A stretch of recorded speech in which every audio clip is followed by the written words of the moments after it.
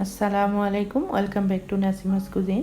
আজকে আমি আপনাদের দেখাবো চাইনিজ চিকেন ভেজিটেবলস কীভাবে তৈরি করতে হয়। খুবই সামান্য কিছু 3 রকমের আইটেম সবজি নিয়েছি, গাজর, পেঁপে এবং 2 রকমের ক্যাপসিকাম, পেঁয়াজ, মুরগির বুকের মাংস।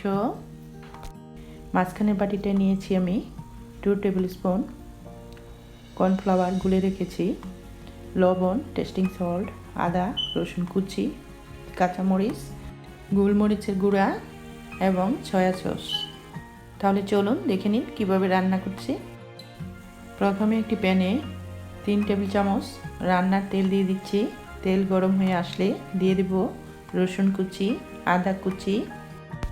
রসুন কুচি এবং আদা কুচিগুলি ব্রাউন কালার হয়ে আসলে দিয়ে দিব মুরগির বুকের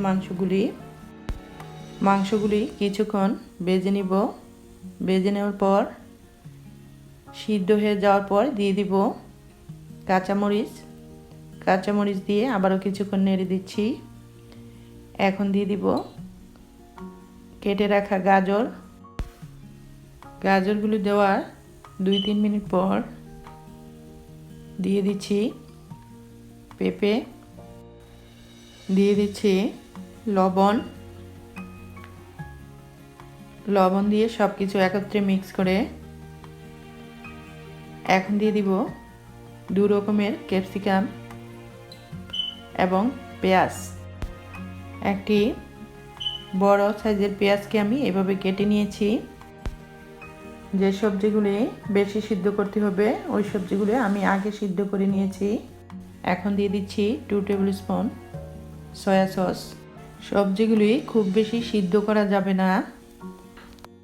দেখতে শক্ত মনে হলো সবগুলো সবজি কিন্তু সিদ্ধ হয়ে যাবে। এখন দিয়ে দিচ্ছি 1.5 কাপ পানি।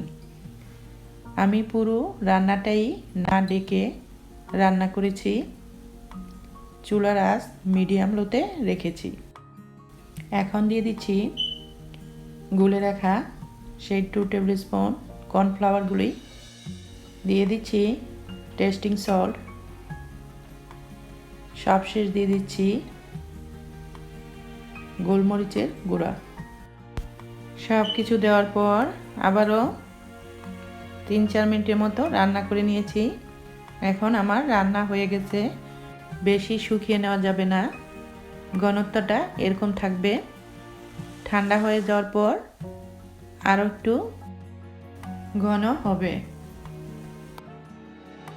এখন আমি একটি প্লেটে বেড়ে নিচ্ছি।